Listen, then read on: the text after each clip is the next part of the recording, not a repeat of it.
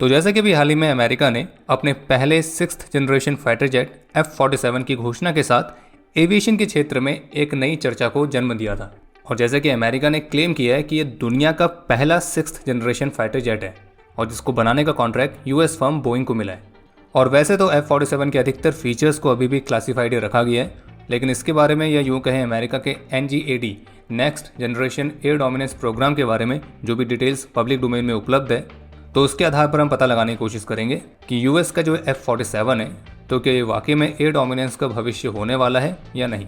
तो स्वागत है आप सभी का डिफेंस ज्ञान सीरीज के एक बेहद ही फ्रेश एपिसोड में। So without wasting any time let's begin.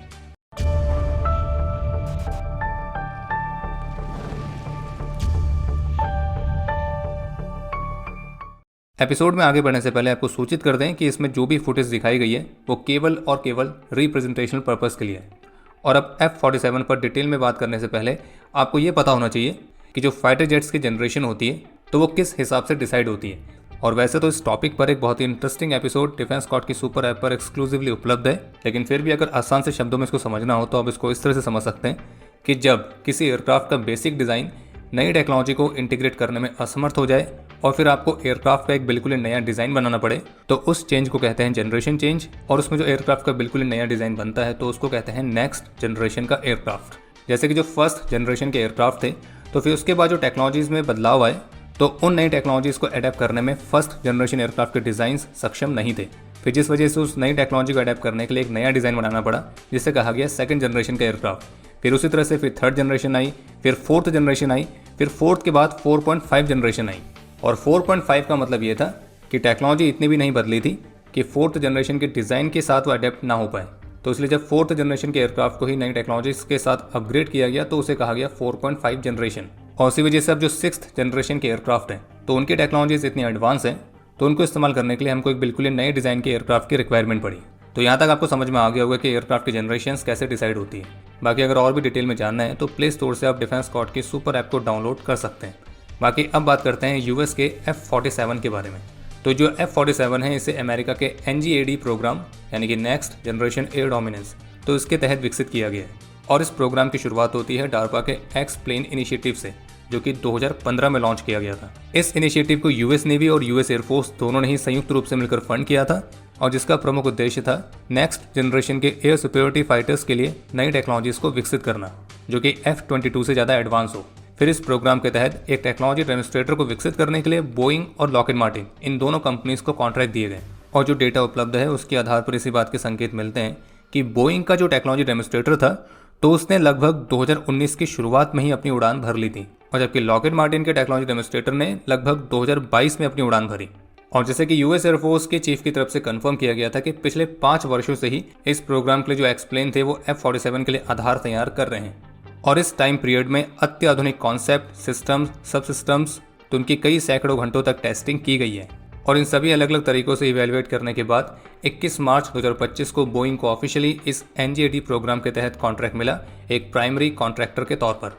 और बताया गया कि F-47 का जो पहला फुल स्केल प्रोटोटाइप है वो 2029 तक अपनी पहली उड़ान कंडक्ट करेगा।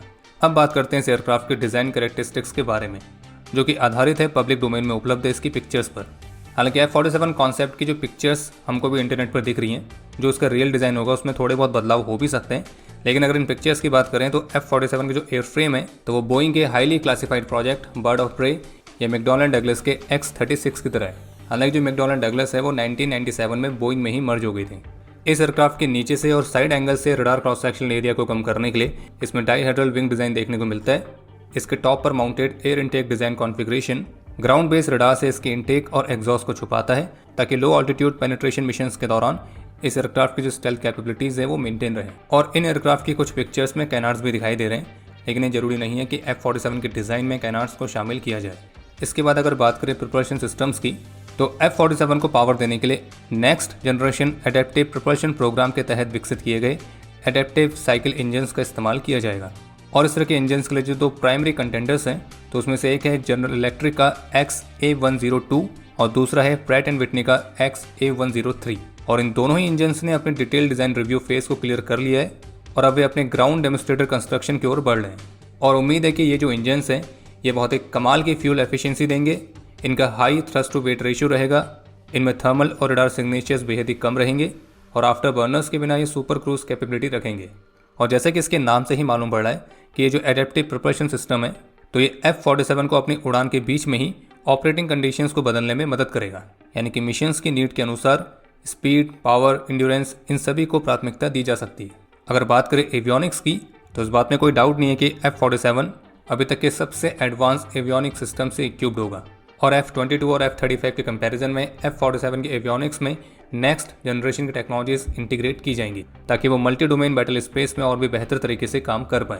इसके जो रडार सिस्टम्स हैं वो डिटेक्शन के अलावा एक मजबूत electronic warfare capabilities, multi domain target tracking, wide area surveillance, तो इस तरह की कैपेबिलिटीज़ भी रखेगी।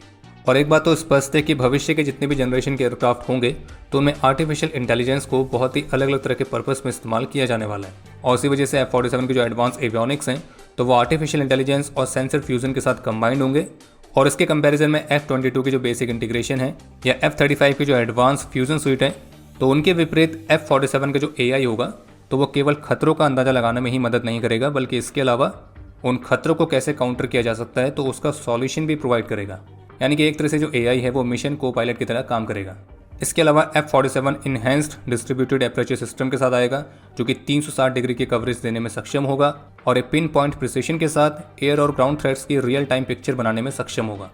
इसके अलावा भविष्य के एयरक्राफ्ट में मैन्ड अनमैन्ड, तो ये वाला कॉन्सेप्ट खास तौर पर देखने को मिलने वाला है जिसे लॉयल विंगमैन वाला कॉन्सेप्ट भी कहते हैं और यूएस का जो NGAD प्रोग्राम है उसमें ये एक सेंट्रल कॉम्पोनेंट की तरह है और जिसके तहत कोलैबोरेटिव कॉम्बैट एयरक्राफ्ट को इंटीग्रेट करना शामिल है।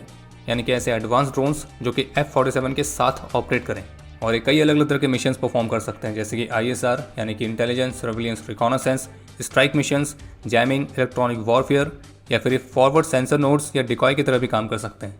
और F-47 का जो पायलट होगा वो इन एडवांस ड्रोन्स या यूं कहें इन लॉयल विंगमैन के कमांडर की तरह काम करेगा और रियल टाइम में इनके एक्शंस के साथ कोऑर्डिनेट करेगा।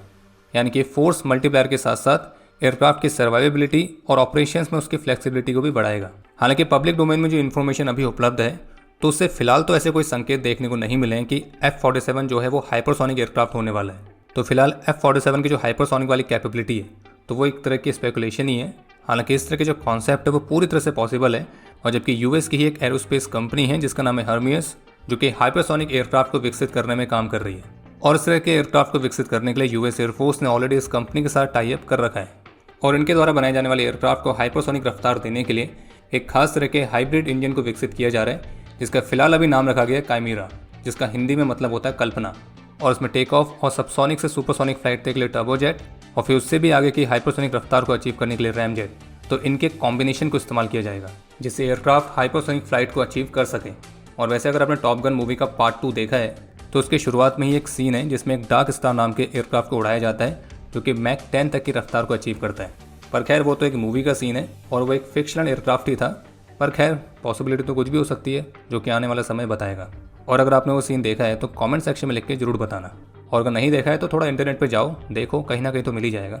इसके अलावा F-47 में डायरेक्टेड एनर्जी वेपन्स का भी एक बड़ा रोल रहने वाला है जैसे कि हाई पावर लेजर्स या फिर माइक्रोवेव सिस्टम्स जो कि ऑफेंसिव और डिफेंसिव दोनों ही तरह की कैपेबिलिटीज प्रोवाइड करें जो कि एयरक्राफ्ट को प्रिसिशन के साथ लाइट की रफ्तार से टारगेट्स को एंगेज करने की कैपेबिलिटी देने के साथ साथ वर्चुअली एक तरह से अनलिमिटेड फायरिंग कैपेसिटी भी प्रोवाइड करेंगे, कम से कम जब तक कि इंजन पिघल नहीं जाता है।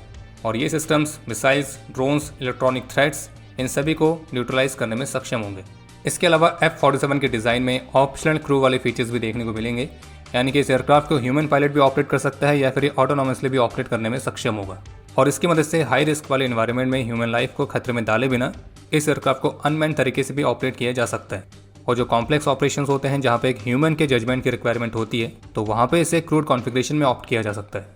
और रही बात इसके पॉसिबल ऑपरेशन रोल्स की, यानी कि ये मुख्य रूप से क्या भूमिकाएं निभाएगा, तो संभावित रूप से जो F-47 का सबसे इंपॉर्टेंट रोल होगा तो वो होगा एंटी एक्सेस या फिर एरिया डिनाइल इन्वायरमेंट में पेनिट्रेट करना, जो कि इंडो पैसिफिक या फिर ईस्टर्न यूरोप जैसे क्षेत्रों में उनके एडवर्सरीज द्वारा विकसित की जाएंगी। और अभी अमेरिका के जो सबसे एडवांस एयरक्राफ्ट हैं जैसे कि F-22 और F-35 तो उन्हें बिना सपोर्ट के इस तरह के विवादित हवाई क्षेत्रों में बहुत ही डीपली ऑपरेट करने में काफ़ी स्ट्रगल का सामना करना पड़ सकता है। और इसी को ध्यान में रखते हुए F-47 को हाईली डिफेंडेड जोन्स में भी डीप स्ट्राइक करने, एयर डोमिनेंस और नेटवर्क वॉरफेयर के लिए मुख्य रूप से बनाया जाएगा।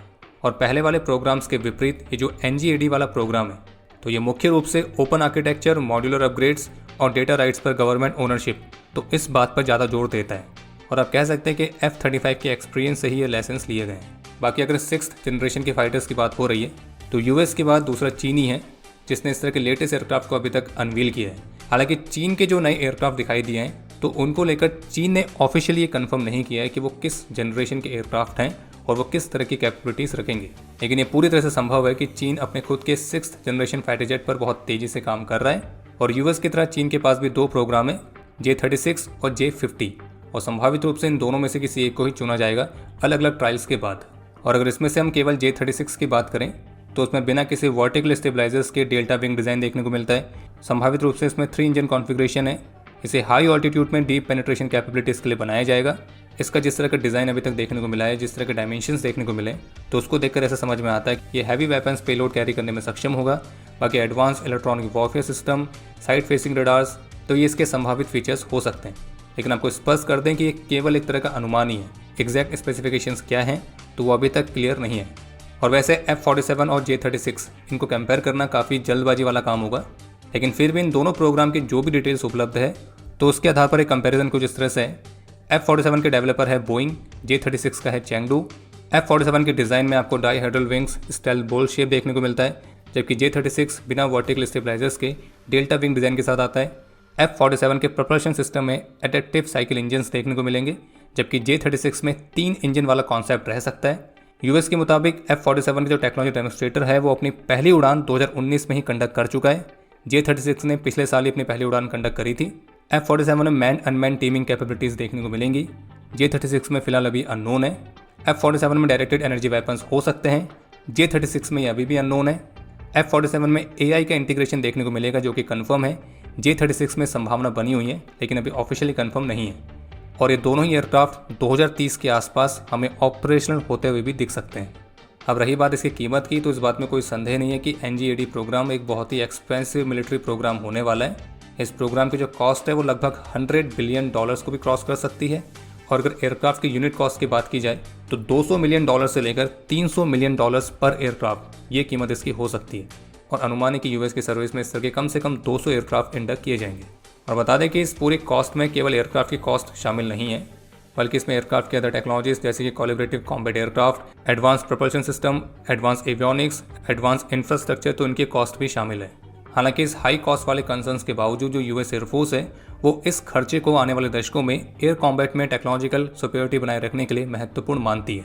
यानी कि कहने का मतलब यह है कि जो इतना खर्चा कर रहे हैं तो ये खर्चा उन्हें आने वाले दशकों में एयर कॉम्बैट में उनको सुपीरियरिटी बनाए रखने में मदद करेगा। और इसमें भी सबसे सरप्राइजिंग बात यह है कि F-47 को F-22 के रिप्लेसमेंट के तौर पर बनाया जा रहा है। और आप सभी जानते होंगे कि F-22 ऐसा एयरक्राफ्ट है जिसे आज तक अमेरिका ने किसी भी और कंट्री को एक्सपोर्ट नहीं किया है। लेकिन यूएस प्रेसिडेंट डोनाल्ड ट्रंप ने जब F-47 की अनाउंसमेंट करी थी तब इसके साथ उन्होंने ये भी कंफर्म किया था कि F-47 एक्सपोर्ट के लिए भी ओपन रहेगा। हालांकि वो बात अलग है कि जिस तरह से अमेरिका टैरिफ खेल रहा है तो उसके बाद कुछ खास कहा नहीं जा सकता है। बाकी इस महंगे एयरक्राफ्ट को कौन कौन अफोर्ड कर पाएगा तो वो भी एक बहुत बड़ा प्रश्न है। और बाकी इसकी अच्छी खासी कीमत के चलते F-47 का जो एक्सपोर्ट पोटेंशियल है तो वो अभी तो लिमिटेड ही है। और इसमें इकोनॉमिक के साथ साथ जियोपॉलिटिकल फैक्टर्स भी आते हैं। और जबकि अमेरिका के फॉर्मर एयरफोर्स सेक्रेटरी ने भी इस बात पर अपनी शंका जताई है कि शायद ही यूएस के पार्टनर नेशंस इस एयरक्राफ्ट को स्वीकार करें। बाकी यूएस के जो की एलाइज हैं जैसे कि जापान, UK, इटली, तो ये ऑलरेडी अपने खुद के 6th जनरेशन फाइटर प्रोग्राम्स पर काम कर रहे हैं। बाकी इस बात में कोई डाउट नहीं है कि F-47 ना केवल एक नेक्स्ट जनरेशन का एयरक्राफ्ट होगा बल्कि ये भविष्य के वॉरफेयर के लिए एक नए तरह का टेम्पलेट तैयार करेगा, क्योंकि इसमें मिशन को पायलट के तौर पर AI है, ड्रोन का इंटीग्रेशन है, क्वांटम टेक्नोलॉजीज़ हैं जो कि एयर वॉरफेयर को बहुत अलग तरीके से बदलने में सक्षम है। और निश्चित रूप से ये जो प्रोग्राम है इस बात को निर्धारित करेगा कि नेक्स्ट जनरेशन के जो एयर वॉरफेयर हैं वो किस तरह से लड़े जाएंगे और किस तरह से जीते जाएंगे। बाकी इसी नोट के साथ हम इस वीडियो को समाप्त करते हैं। अगर एपिसोड पसंद आया हो तो लाइक करना ना भूलें, इसको अधिक से अधिक शेयर करें। आपके कोई भी सुझाव या सवाल हो तो उसके लिए कमेंट सेक्शन ओपन है। अगर आपको मिलिट्री से इंस्पायर्ड मर्चेंडाइज में दिलचस्पी है तो squadron.in को विजिट करना ना भूलें। बाकी अगर आप चैनल पर पहली बार आए हैं तो सब्सक्राइब अवश्य करें। हम जल्द मिलेंगे नए एपिसोड के साथ, तब तक के लिए जय हिंद, जय भारत।